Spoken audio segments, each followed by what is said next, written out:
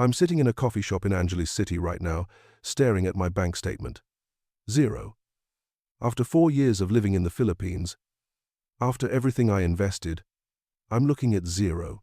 The Sari-Sari store I funded for Andrea, she sold it 3 months ago, didn't tell me, pocketed the money. When I found out, she screamed at me that it was her business, her property, her right. 400,000 pesos. Gone. But that's getting ahead of the story. Let me go back to the beginning. Back to when I thought I understood Filipino culture.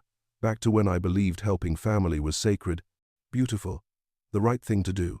I moved to the Philippines in 2019. I wasn't some tourist who fell in love on vacation. I'd been coming here for business trips for 3 years before I finally relocated. IT consultant. I could work remotely. I chose Angeles City in Pampanga because it wasn't Manila smaller, more authentic, better cost of living. I'd done my homework. I learned basic Tagalog before I arrived. Magandang umaga.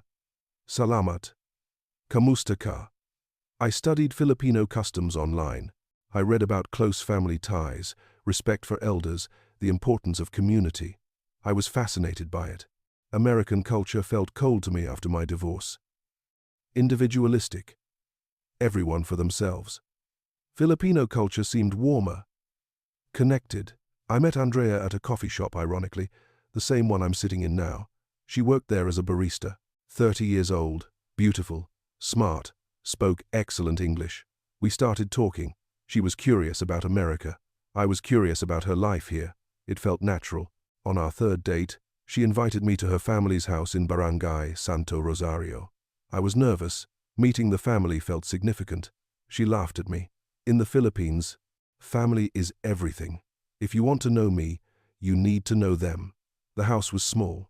Concrete block construction, metal roof, no air conditioning. Her parents lived there with 2 of her siblings, their spouses, and 4 kids. 12 people in a 3-bedroom house. But the warmth was immediate. Her mother, Nanay Letty, hugged me. Her father, Tate Roel, shook my hand and offered me a San Miguel beer. The kids called me Tito Vincent. Within 5 minutes, we ate dinner together. Massive amounts of food spread across 2 tables pushed together. Adobo, pancit, lumpia, rice. Her mother kept piling food on my plate. Cane, pa. Eat more. I was stuffed, but I kept eating. I didn't want to offend them. After dinner, Andrea explained something to me. We were sitting outside on plastic chairs, the kids running around the dusty yard. My family really likes you, she said. I like them too. They're wonderful. In Filipino culture, we have something called utang na loob. It means debt of gratitude. When someone does something important for you, you owe them. You remember it forever. You pay it back. I nodded. That makes sense. Like loyalty. It's more than that. My parents raised me, fed me, sent me to school. I have utang na loob to them. I can never fully repay them, so I help them now. When they need something, I give. It's our way. I found that beautiful. In America, kids turn 18 and they're expected to be independent. Parents often felt abandoned in old age. This seemed better. More humane. That's a good system, I said. She smiled. I'm glad you understand. A lot of foreigners don't. They think it's strange that I send money to my parents every month. How much do you send? 3,000 pesos. It's not much, but it helps with groceries and electric. 3,000 pesos. About $60. For helping to support her parents? That seemed reasonable to me. Noble, even. Over the next few months, I became part of the family rhythm. Sunday lunches at the house, birthdays, small gatherings. I brought pasalubong every time, gifts. Bread from the bakery, fruit, sometimes toys for the kids. Andrea told me pasalubong was important. When you go somewhere and come back, you bring gifts. It shows you were thinking of the family. I loved it. After years of lonely American individualism, this felt like belonging. Andrea also taught me about pakikisama. Getting along, going with the flow. In Filipino culture, we avoid conflict. We maintain smooth relationships. Even if you disagree, you smile and agree. You don't make waves. That's pakikisama. What about being honest? I asked. You can be honest, but you do it gently. You don't want to cause hire. What's hire? Shame, embarrassment. If you publicly disagree with someone, especially an elder, you cause them shame. That's very bad. You keep harmony. You respect. I tried to practice this. When Tate Roll told long stories I'd heard before, I listened and smiled. When Nane Leti criticized American politics, I nodded politely. Pakikisama, smooth relations, don't make waves. 4 months into our relationship, Andrea's niece had a birthday party. Kylie was turning 7. The party was at the house, balloons, decorations, a rented sound system blasting music. At least 50 people showed up. Neighbors, relatives, kids everywhere. Near the end of the party, Andrea's sister, Melinda, approached me. Tito Vincent, can I ask you something? Of course. Would you be Kylie's ninong? Her godfather? I was surprised. Honored, actually. Really? I'd love to. Melinda beamed. Thank you. It's a big honor. Ninong is very important in our culture. Andrea explained it to me later. Being ninong means you're responsible for Kylie's spiritual guidance. You're her second parent. You give her gifts on her birthday and Christmas. You help her if she needs it. It's a serious commitment. How much should I give for gifts? Whatever you can afford. Maybe 500 pesos for birthday? Same for Christmas? That's normal. 500 pesos, $10, twice a year. That seemed incredibly reasonable for being someone's godfather. I agreed happily. What I didn't realize then was that this was the first test, a small financial obligation, framed as cultural honor and family inclusion. I passed the test with enthusiasm. Within 6 months, I was ninong to 3 more kids in the extended family. By the end of 2019, I'd been with Andrea for almost a year. We moved in together, rented a small house in a better barangay, 2 bedrooms, air conditioning, real hot water. I paid the rent and utilities. She contributed to groceries from her coffee shop salary. Her family still treated me wonderfully. I was at the house at least twice a week. Sunday lunch was mandatory. I never showed up empty-handed. Pasalubong was expected. In January 2020, Andrea's cousin was getting married. The whole family was excited. You'll come to the wedding, right? Andrea asked. Of course. We need to give a gift. Cash in an envelope. That's tradition. How much is normal? For close family? Maybe 2,000 pesos. 2,000 pesos. $40. Fine. I could do that. The wedding was elaborate. Held at a nice hotel in Angeles City. 300 guests. Full dinner. Live band. Open bar. I wondered how they afforded it. At the reception, I handed our envelope to the bride's parents. Andrea's aunt hugged me. Salamat, Tito Vincent. You're so generous. 2,000 pesos seemed like the opposite of generous for a wedding gift, but I smiled and accepted the compliment. 2 weeks later, Andrea approached me while I was working on my laptop. Vin, can I talk to you about something? I closed my laptop. What's up? She sat down, looking uncomfortable. My brother's daughter is having her binyag next month. Her baptism. Okay.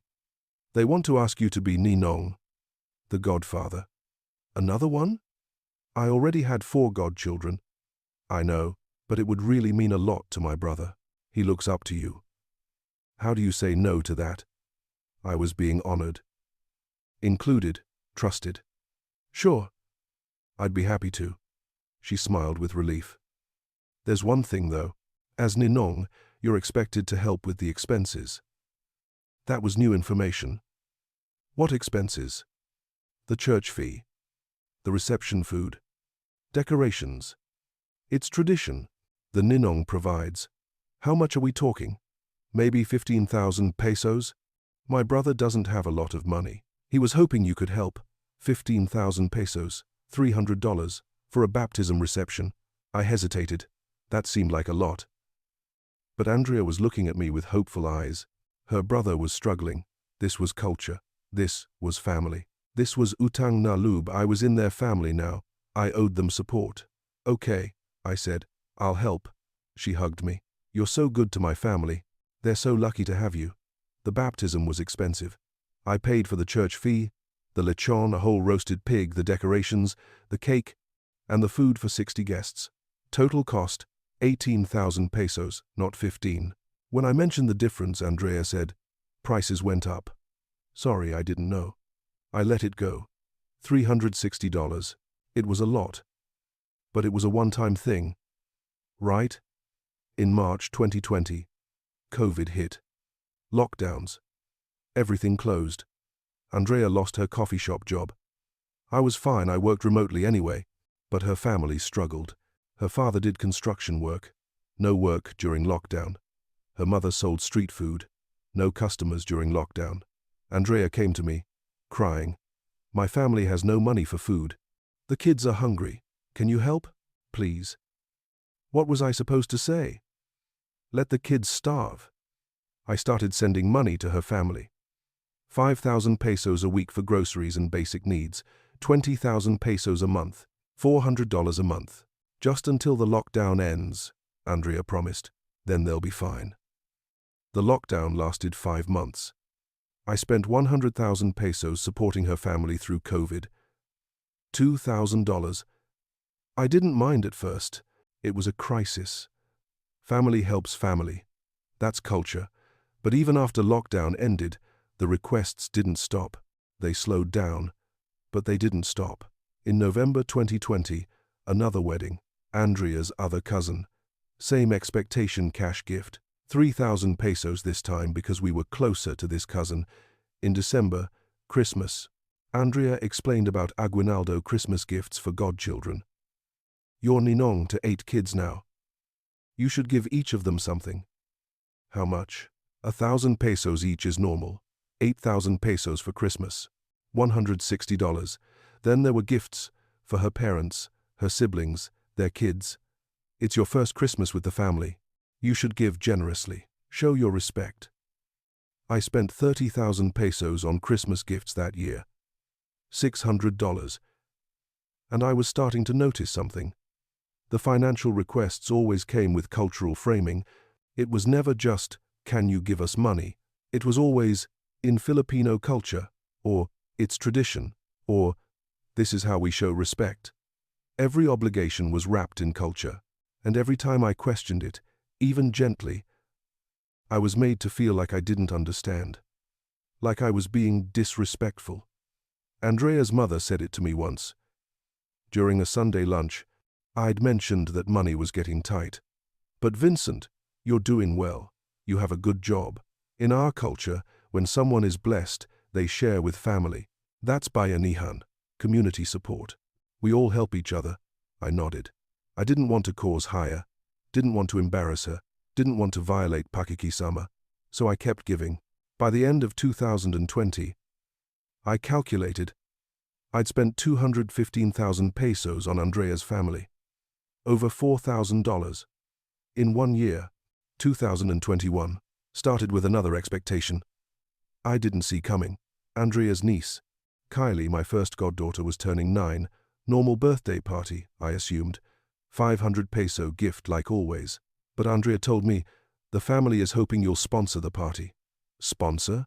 Provide the food, the cake, the entertainment. You're her ninong. It's your responsibility to help make her birthday special. How much does that cost? Maybe 10,000 pesos. They want to rent a small venue, hire a clown, get a nice cake. Nothing too expensive. 10,000 pesos for a 9-year-old's birthday party seemed excessive to me. But Andrea's sister Melinda called me personally. "Tito Vincent, we would be so honored if you could sponsor Kylie's party. She talks about you all the time. You're so important to her. How do you say no to that?" I sponsored the party. 12,000 pesos. Costs were higher than estimated, as usual. $240 for a child's birthday party. But that wasn't the worst part. The worst part was that I wasn't the only foreigner at the party. Melinda's neighbor, an Australian guy named Pete, was there. His girlfriend was Melinda's friend. I asked him, "Are you ninong to any of the kids here?" "Yeah, to Melinda's son." "Why? Do you sponsor birthday parties?" He looked confused. "Sponsor? Nah, mate. I give the kid a toy and maybe 500 pesos. That's it. 500 pesos. I'd just spent 12,000. I felt something shift in my chest. Confusion. The beginning of awareness. But I pushed it down. Maybe Pete's relationship was different. Maybe he wasn't as close to the family. Maybe I was doing it right and he wasn't. In March, there was a town fiesta in Andrea's barangay. The celebration of their patron saint. The whole community participated. Procession. Mass. Food everywhere. Andrea's father approached me the week before. "Vincent, we need to talk about the fiesta." We sat down with San Miguel beers. "The barangay captain asked me about you," Tate Roll said. "What about me? You're a successful man. You live here now. You're part of our community. The captain was hoping you might want to contribute to the fiesta expenses." "What kind of contribution? What kind of contribution?" "Well, we need to buy lechon for the community meal. 3 pigs, each one is 12,000 pesos. The barangay is hoping you might sponsor one, or all 3, if you're generous. 36,000 pesos, $720.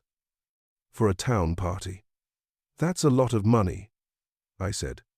Tate Roel's face fell. "I understand.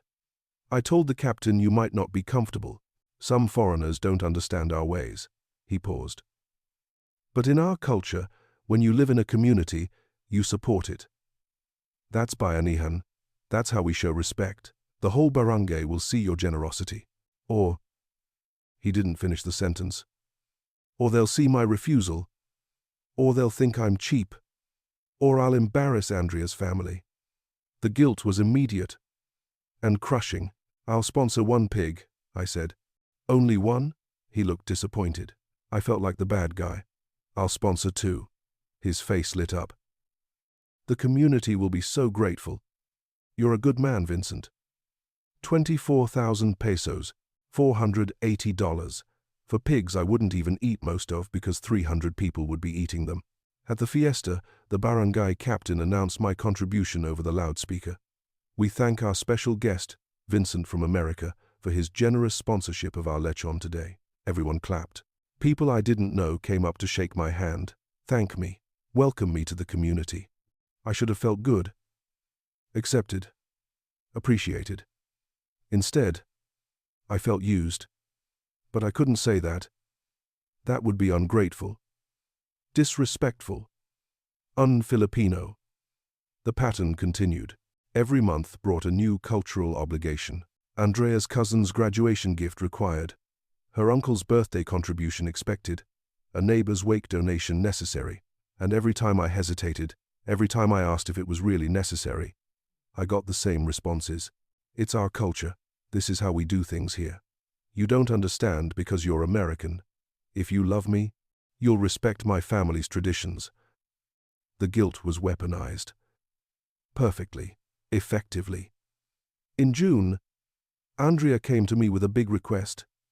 My sister wants to open a small business, a Sari-Sari store. You know, selling snacks, drinks, phone load. It could really help her family. That's great. Is she getting a loan? No. She was hoping you might invest. As business partners, you provide the capital, she runs the store, you split the profits. How much capital? 50,000 pesos to start. Stock, shelves, refrigerator. 50,000 pesos, $1,000. That's a lot. Andrea, I know, but think about it, it's an investment.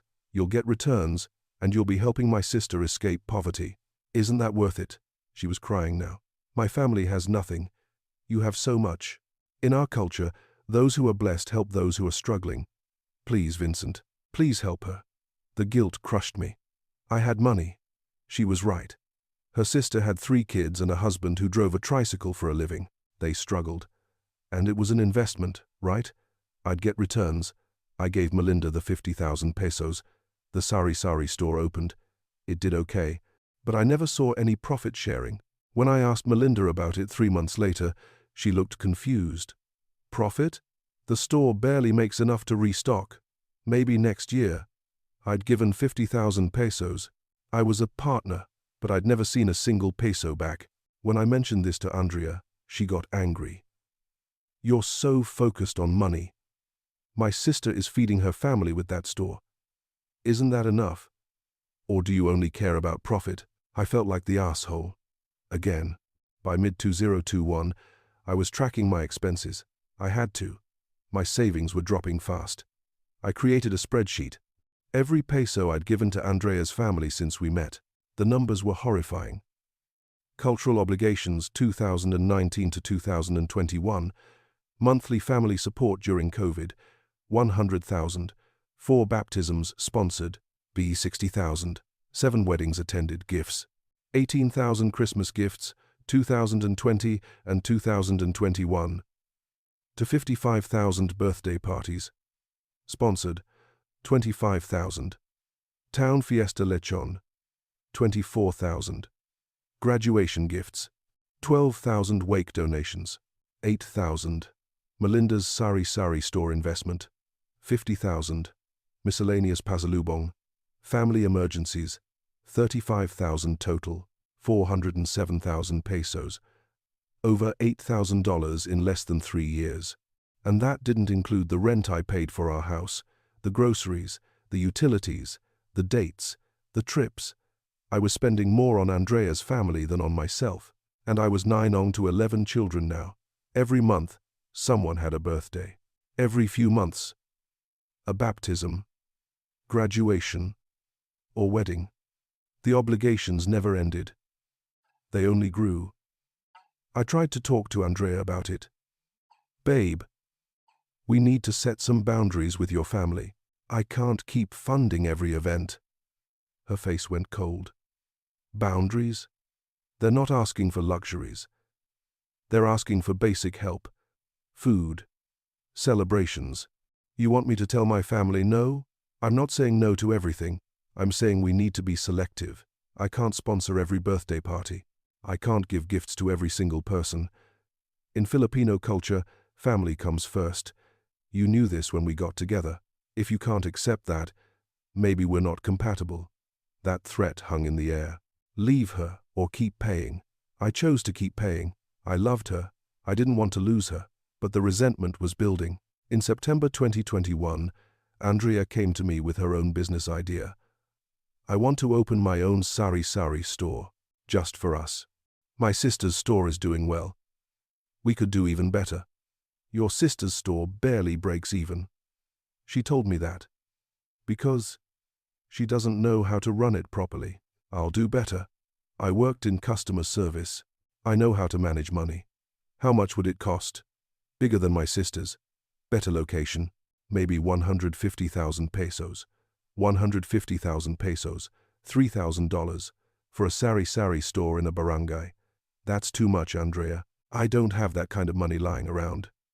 She started crying. You gave my sister 50,000, but you won't give me 150, your own girlfriend? Do you love her more than me? It's not about love. It's always about money with you. You say you love me. You say you respect my culture. But when I ask for help, you say no. My family was right about you. Right about what? They said foreigners only care about themselves. I defended you. I said you were different. But you're not. You're selfish. That word. Selfish. For refusing to give $3,000 for a Sari-Sari store, we fought for 3 days. She gave me the silent treatment. Her family stopped inviting me to Sunday lunch. The social punishment was immediate and painful. Finally, I broke. I couldn't handle the guilt, the isolation, the feeling that I was the bad guy. I gave her 150,000 pesos. We found a small space near the market. I paid for renovations, shelving, a refrigerator, a freezer, initial stock snacks, cigarettes, soft drinks, phone load cards, toiletries, rice, eggs, everything a neighborhood store needs. Andrea was excited. This is ours, Vin. Our business. Our future. The store opened in October 2021. Andrea ran it daily. She woke up early, opened at 6 a.m., closed at 9 p.m. She worked hard. I respected that. But I noticed something. When I asked about profits, she was vague. We're building customer base. It takes time. When I asked to see the books, she got defensive. Don't you trust me? This is my store. I'm managing it. I invested the money. I should see the numbers. In Filipino culture, we trust family. We don't interrogate. If you love me, you trust me. There it was again. Culture used to shut down reasonable questions. I let it go. I was tired of fighting. Tired of being made to feel like the bad guy. The store ran for a year. I never saw detailed accounting. Andrea said it was breaking even. She took a small salary from it for herself. I never saw any return on my 150,000 peso investment. Then, in November 2022, I noticed the store was closed during business hours. 2 days in a row. I called Andrea. Why is the store closed? I needed a break. I'll open tomorrow. The next week, it was closed again. 3 days straight. I drove to the location. The shelves were nearly empty. The refrigerator was off. I called Andrea. What's going on with the store? I'm done with it. Too much work. What do you mean? You're done. What about the investment? It's my store, Vincent. I can do what I want with it. My stomach dropped. What did you do? I'll talk to you when you get home. I drove home. My hands were shaking on the steering wheel. Something was very wrong. Andrea was sitting in the living room, arms crossed, face hard. What happened to the store? I asked. I sold it. The room spun. You sold it? Yes. I found a buyer. Someone offered me a good price for the stock and the fixtures. I took it. How much? 80,000 pesos. 80,000. I'd invested 150,000. She sold it for 80. Where's the money? I used it. For what? That's my business. Your business. I was yelling now. I couldn't help it. I gave you 150,000 pesos. That was our money. Our investment. She stood up, yelling back. It was my store, my name on the rental agreement. My business. You gave me that money. It's mine. I invested it. We were supposed to split profits. There were no profits. The store barely survived. I worked my ass off for a year for nothing. I deserved to keep whatever I could get. You didn't even tell me you were selling it, because I knew you'd react like this. You always want to control everything. It's my life. My decisions. I couldn't breathe. Did you ever plan to share profits with me? Her face changed. Something cruel flashed in her eyes. You really don't get it, do you? Get what? That money was payment, Vincent, for everything my family has done for you. For accepting you. For including you. For making you part of our lives. You think that's free. You think you just get to walk into a Filipino family and belong without contributing. Contributing? I've given your family over 400,000 pesos. And you got a family in return. You got community. You got respect. In our culture, that's how it works. You pay for belonging. That's not culture, Andrea. That's extortion. Her eyes went ice cold. Get out. What? Get out of my house. If you think my culture is extortion, if you think my family is scamming you, then leave. Go back to your lonely American life where nobody cares about anyone. This is my house. I pay the rent. It's in my name. Get out or I'll call the barangay captain. We'll see who they side with. I stood there, stunned. 4 years. 400,000 pesos. And she was kicking me out. I packed a bag. I left. I got a hotel room. And I started thinking clearly for the first time in 3 years. I thought about Pete, the Australian guy. 500 peso gifts, while I gave 12,000. I thought about the fiesta. Nobody else sponsored 3 lechon pigs. I thought about Melinda's Sari-Sari store. A partnership where I never saw a single peso. I thought about 11 godchildren, constant gifts, constant obligations. I thought about every time I questioned an expense and was told, that's culture. Was it culture, or was it exploitation dressed up as culture? I did what I should have done 3 years earlier. I joined an expat Facebook group, foreigners living in Angela's city. I posted, how much do you guys spend on your girlfriend's family monthly? Cultural obligations, events, gifts, etc. Trying to get a sense of what's normal. The responses came fast. I help with groceries sometimes, maybe 3,000 pesos a month. I pay for family dinners when we all go out. That's it. My girlfriend doesn't ask me to fund her family's events. That's weird, mate. If you're spending more than 5,000 a month, you're being taken advantage of. Dude, Filipino culture doesn't require you to bankrupt yourself. That's a scam. One message hit hardest. From a Filipino guy married to an American woman. I'm Filipino, born and raised. What you're describing isn't normal culture. Real utang na loob is reciprocal. Real bayanihan means the community shares costs. If you're the only one paying for everything, that's not culture. That's a family exploiting a foreigner who doesn't know better. Sorry, man. I sat in that hotel room reading responses for 2 hours. I'd been scammed. For 3 years. Using culture as the weapon. I called my friend Eric, American expat, married to a Filipina, living in Pampanga for 8 years. Eric, I need to ask you something. How much do you spend on your wife's family annually? Annually? Maybe 30,000 pesos. I buy them a nice Christmas gift, help out if there's an emergency. Why? I've spent over 400,000 in 3 years. Silence.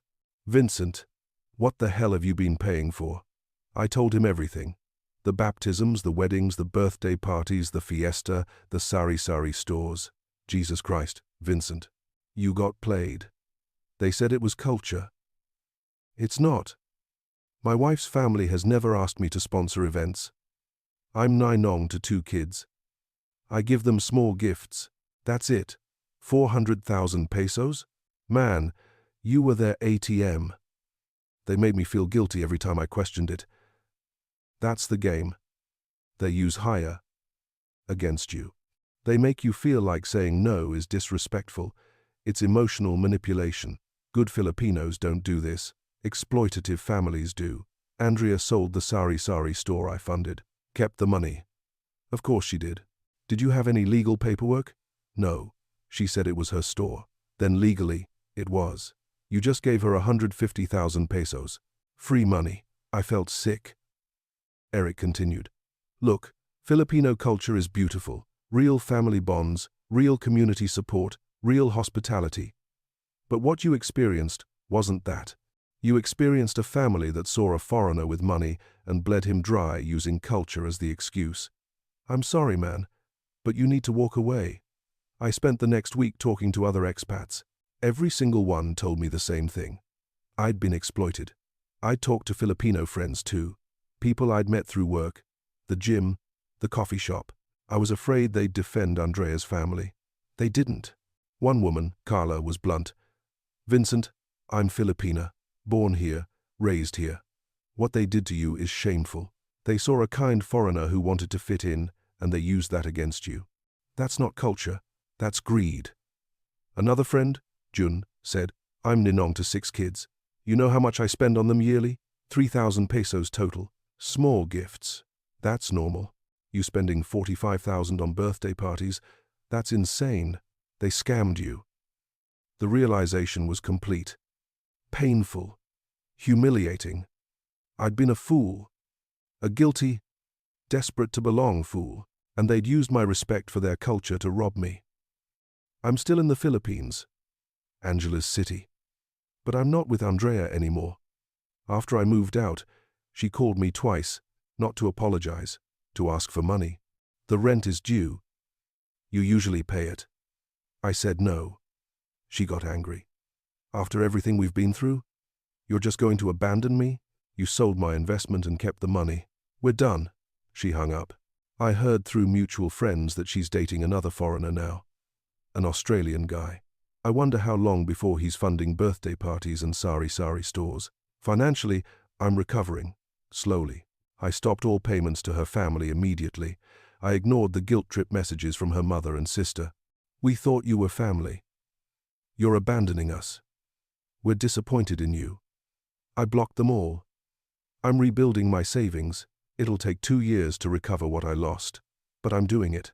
And I've learned to distinguish real Filipino culture from weaponized exploitation.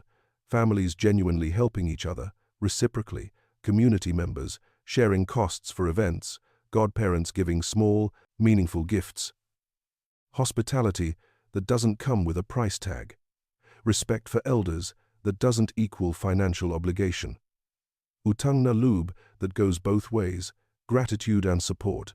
Not just extraction, only the foreigner pays, always. Cultural guilt used to shut down questions, obligations that escalate, Never decrease. Respect. Our culture means give us money. Family treats you like an ATM, not family. Reciprocity doesn't exist. Only foreigner gives. I've met amazing Filipino people since leaving Andrea. People who don't expect me to fund their lives. People who split restaurant bills. People who invite me over without expecting pasalubong. People who respect boundaries. Real Filipino culture is beautiful, warm, generous, connected. Andrea's version wasn't culture. It was a business model. Red flags I missed. Cultural obligations started immediately and never stopped. Real families give foreigners time to integrate slowly.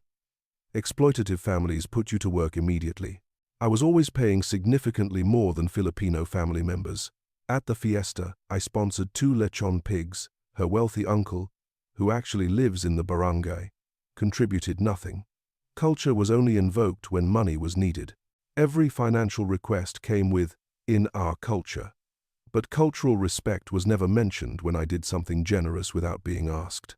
Questions were shut down with guilt. Every time I asked, "Is this really necessary?"